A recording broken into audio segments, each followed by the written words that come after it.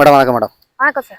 Madam இன்னைக்கு நம்ம எதை பற்றி பார்க்கலாம் அப்படின்னா, மாதம்பட்டி ரங்கராஜ் அவருடைய இரண்டாவது மனைவின்னு சொல்லப்படுற ஜாய் கிறிசில்டா வந்து ஒரு யூடியூப் சேனலுக்கு பேட்டி கொடுத்துருக்காங்க. அதை பற்றிய ரீசன்ட் தகவல் என்ன மேடம்? ஃபர்ஸ்ட் ஆஃப் ஆல் அனைவருக்கும் வணக்கம். எல்லாரும் நம்மளோட சேனலை வந்து சப்ஸ்கிரைப் பண்ணியிருக்கீங்க, ரொம்ப நன்றி. இன்னும் யாரெல்லாம் நம்ம சேனல் சப்ஸ்கிரைப் பண்ணாமல் பார்த்துட்டு இருக்கீங்களா, சப்ஸ்கிரைப் பண்ணிட்டு பாருங்க, ஓகேவா? ஸோ இப்போ ரீசெண்டாக ஜாய் கிறிசில்டா அவங்க வந்து பேட்டி கொடுத்துருக்காங்க இந்த மாதம்பட்டியை பற்றி. எப்படின்னு பார்த்தீங்க அப்படின்னா, அந்த மாதிரி நிறைய விஷயங்கள் அவரை பற்றி வந்துட்டே இருந்தது. அவரு என்ன நினைச்சிருக்காரு அப்படின்னா, ஊர் உலகத்துக்கு தெரியாம அந்த லேடியை நம்ம யூஸ் பண்ணலாம்னு நினைச்சிருக்காரு. பட் அந்த லேடி என்ன சொல்றாங்க அப்படின்னா, கண்டிப்பா நான் உலகறிஞ்சு ரெண்டாவது ஒய்ஃபா இருக்கணும்னு அவங்க நினைக்கிறாங்க. இதுல பாத்தீங்க அப்படின்னா ரெண்டாவது ஒய்ஃபா அவங்க இருக்கிற பாசிபிலிட்டிஸே கிடையாது. ஏன்னா அவருக்கு டிவோர்ஸ் ஆகல. சோ வந்து திருப்பி அவங்க நாங்க வந்து கல்யாணம் பண்ணிட்டோம், அந்த கோயில்ல ரெஜிஸ்டர் பண்ணிருக்கோம், அந்த கோயில் நேம் எல்லாம் மென்ஷன் பண்ணிருந்தாங்க அதுல. சோ அதுல ரெஜிஸ்டர் பண்ணிருக்கோம். அது மட்டும் இல்ல மாதம்பட்டியோட ஃபர்ஸ்ட் ஒய்ஃபுக்கு தெரியும், அதே மாதிரி அவங்க அம்மா அப்பா ரெண்டு பேருக்குமே தெரியும், அந்த மாதிரி சொல்லிட்டு இருக்காங்க. ஃபேமிலியா எல்லாருக்குமே தெரியும், மாதம்பட்டியோட தம்பிக்கு எல்லாம் தெரியும் அப்படின்னு சொல்லிட்டு இருக்காங்க. ஸோ ஃபேமிலியா வந்து ஒருவேளை அவரு ஃபேமிலிக்கு மட்டும் தெரியற மாதிரி நம்ம வச்சுக்கலாம்னு நினைச்சிருக்காரு. பட் ஏன்னா வந்து இவருக்கு வந்து அவ்வளோ ஃபெமிலியாரிட்டி இருக்குல்ல, வெளியே தெரிஞ்சா அவருக்கு வந்து எப்படியும் அவரோட தொழிலை பாதிக்கும்னு சொல்லிட்டு சைலண்டா மெயின்டைன் பண்ணிருக்காரு. இப்ப இந்த லேடி என்ன சொல்ல வருது அப்படின்னா, இவ்வளவு நாளும் ஒரு கான்டாக்ட்ல இருந்தாரு, இப்போதைக்கு கான்டாக்ட்ல இல்ல. அது வந்து அதுவும் அது பேட்டி கொடுத்ததை பாத்தீங்கன்னா கொஞ்சம் கஷ்டமா தான் இருக்கு. நம்ம நார்மலா பார்த்தா அது வந்து யூஸ் பண்ண மாதிரி தெரியுது, ஆனா இப்போதைக்கு பார்க்க போனா அவர் தான் அதை யூஸ் பண்ணிருக்காரு அந்த மாதிரி கேள்விப்படுறோம். ஏன்னா அவருக்கே பயங்கர கடன் இருக்குது அப்படிங்கிறாங்க. எனக்கு தெரிஞ்சு மேபி அவரோட ஃபெமிலியாரிட்டிக்கு காரணம் கூட இந்த லேடின்னு கூட சொல்லலாம். ஏன்னா இவங்க வந்து ஃபேஷன் டிசைனர், அதுவும் எல்லாத்துக்கும் எல்லா சினி ஆக்டர்ஸ்க்கும் மேக்ஸிமம் பண்ணியிருக்காங்க. ஸோ அவங்களாலதான் இவங்க ஃபேமிலியா இருக்காங்க இவரு, அந்த மாதிரி ஒரு நியூஸ் அடிபடுது. ஸோ எது உண்மைத்துவம் அப்படின்னு சொல்லிட்டு நம்ம தீவிர விசாரிச்சாதான் தெரியும். இப்போதைக்கு உள்ள நிலவரத்தை பாத்தீங்க அப்படின்னா, ஜாய் கிறிசில்டா வந்து இந்த மாதிரி பேட்டி கொடுத்துருக்காங்க. அந்த மாதிரி ஏதோ எத்தனையோ வருஷமா, ஒரு 4-5 வருஷமா ஒரு வீடை வந்து லீஸ்க்கு எடுத்து அவங்கள வச்சிருக்காங்களாம். சோ அந்த மாதிரி அங்கேயும் சைன் வந்து இவங்களோட இவங்களோட ஹஸ்பண்ட் அவர் தானே சைன் போட்டிருக்காரு. அது மட்டும் இல்ல, அந்த ஹெல்த் செக்அப், அந்த பிரெக்னன்சி செக்அப்க்குலாம் அவங்க ஃபேமிலி டாக்டர் கிட்டயே இவர் தான் சைன் போட்டிருக்காரு. அந்த மாதிரி இவங்களோட என்னோட ஒய்ஃப் இவங்க தான் அப்படின்னு சொல்லிட்டு ஃபர்ஸ்ட் அபார்ட் ஆயிருக்கு. இப்ப செகண்ட் டெலிவரிக்குமே இவர் தான் செக்அப் எல்லாம் கூட்டு போய் இந்த மாதிரி பண்ணிருக்காரு. அது மட்டும் இல்ல 3வது மாசத்துலயே அபார்ட் பண்ண சொல்லியிருக்காரு. 3வது மாசத்துக்குள்ளேயே இல்ல, ஆக்சுவலா இப்போ இந்த 3வது மாசத்துலயே அபார்ட் பண்ண சொல்லியிருக்காரு அப்படிங்கிற மாதிரி இதுல வந்து சட்ட ரீதியான நடவடிக்கைகள் பாயறதுக்கு வாய்ப்புகள் இருக்கா? அவங்க ப்ரூவ் பண்ணா அந்த மாதிரி தண்டனை கிடைக்க வாய்ப்புகள் இருக்கு. அதுவும் ப்ரூவ் பண்ணணும், நாங்க இவங்க வாயால சொல்றாங்க. பட் அங்க என்ன நடந்ததுன்னு அவங்களுக்கு தான் தெரியும், அவங்க ரெண்டு பேருக்கும். அது மட்டும் இல்ல, இப்போ வந்து யாருமே அதாவது என்ன சொல்ற லைஃப் டைம் செட்டில்மெண்ட் வந்து பேசுறதுக்கு பிளானிங் பண்ணிருக்காங்க, நிறைய பேர் பேசுறாங்கிறாங்க. யாராவது அந்த மாதிரி அப்ரோச் பண்ணா செருப்பால அடிப்பேன் அப்படிலாம் சொல்லிட்டு இருக்கு. நான் என்ன சொல்ல வரேன், அப்ப என்னதான் விரும்புறீங்க? இல்ல எப்படி அவர் லைஃப் லாங்கா உங்க கூட இருக்கணும்னா லைஃப் லாங்கா எப்படி இருக்க முடியும்? பாசிபிலிட்டிஸ் எப்படி இருக்கு? ஆக்சுவலா பாத்தீங்க அப்படின்னா அவரு வந்து ஃபர்ஸ்ட் மேரேஜ் பண்ணி அதை இன்னும் டிவோர்ஸ் பண்ணல. பட் இல்ல நம்ம தலை அஜித் அவங்களெல்லாம் பாருங்க, ஷாலினியோட நல்ல ஒரு ஃபேமிலியா இருக்காங்க. சோ அந்த மாதிரி நம்ம சொசைட்டி பாக்குது, எல்லாரையும் நல்லா ஃபேமிலி ஓரியன்டா இருந்தா நல்ல ஒரு வரவேற்பு இருக்கு. சோ அதன் அடிப்படையில கூட நம்ம மாதம்பட்டி வந்து இந்த மாதிரி யோசிச்சிருக்கலாம், ஸ்ருதியை விட்டு இப்ப பிரிய வேண்டாம், நம்ம இப்படியே மெயின்டைன் பண்ணுவோம், ஜாய் கிறிசில்டாவை சும்மா சைடா வச்சுக்கலாம், அந்த மாதிரி அவர் பிளான் பண்ணிருக்கலாம். சோ இந்த லேடி அதுக்கு இப்ப ஒத்துழைக்கல, அதான் இப்ப பிரச்சனையே. ஓகே, பட் இதுல வந்து மாதம்பட்டி ரங்கராஜ் தான் பெரிய ப்ளே பண்ணிருக்காரு. அவர்தான் 1 நம்பர் ஃப்ராட். இதுல 2 லேடியுமே பக்காவா ஏமாத்தி இருக்காரு. ஏன்னா இப்போ ஸ்ருதிக்கு விவரம் தெரிஞ்சா கூட அவங்க ஏதாவது இஷ்யூ பண்ணிருப்பாங்க. சோ அங்கேயும் மேனேஜ் பண்ணி இங்கேயும் மேனேஜ் பண்ணிருக்காரு. இவங்க கிட்ட என்ன சொல்லியிருக்காரு அப்படின்னா, அது என்னோட பிள்ளைங்க எல்லாம் இருக்காங்க, சோ அவங்களுக்கு வந்து ஏதாவது பண்ணணும், அவங்கள விட்டுட்டு நான் வர முடியாது அப்படின்னு சொல்லி இது பண்ணிருக்காங்க. அது மட்டும் இல்ல, எனக்கு வந்து இப்போதைக்கு நான் டிவோர்ஸ் வாங்க முடியாது, அவங்க கொடுக்க மாட்டேங்காங்க, அந்த மாதிரி லீகல் செப்பரேஷன்ல தான் இருக்கேன்னு சொல்லி மாதம்பட்டி சொல்லியிருக்காரு.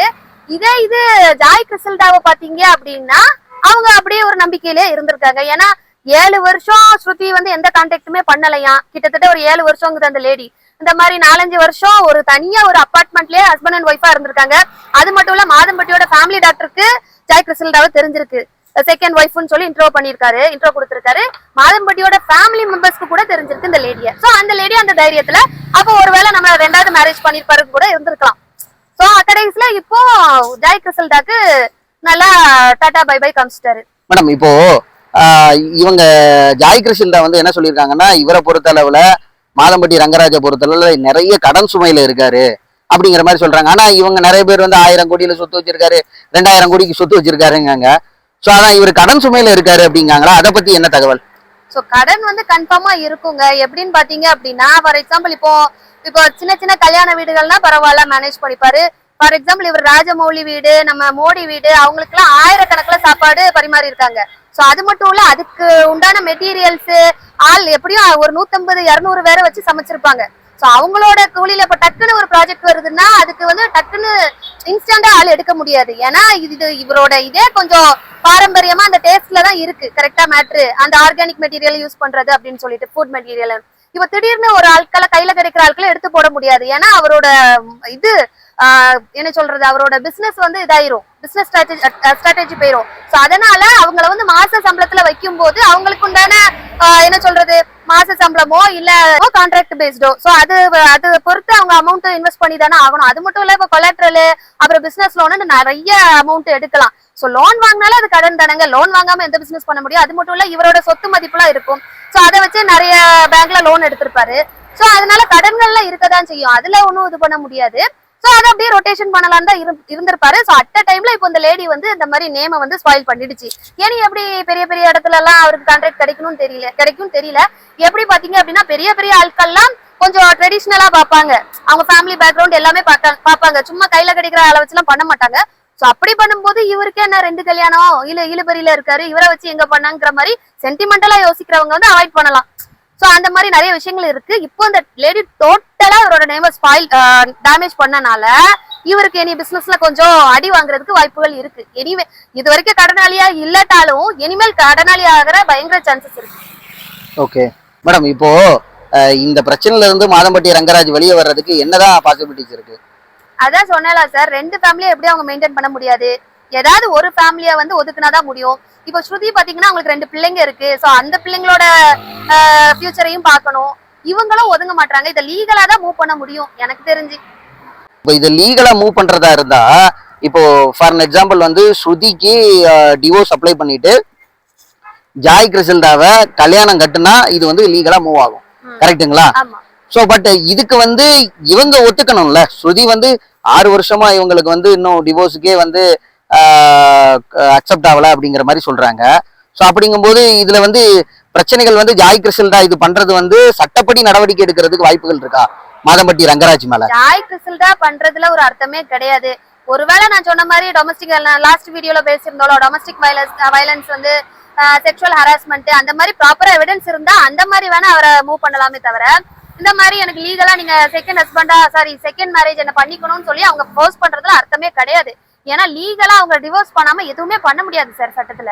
இவங்க தெரியாம அடல்ட்ரியில போயிட்டு 2வது அவங்களோட அதுவும் கல்யாணம் எப்படி நடந்தது, 2-3 பேரு நம்ம ஆக்சுவலா முறைப்படி கல்யாணம் வந்து ஊரு கூட்டி தான் பண்ணணும்.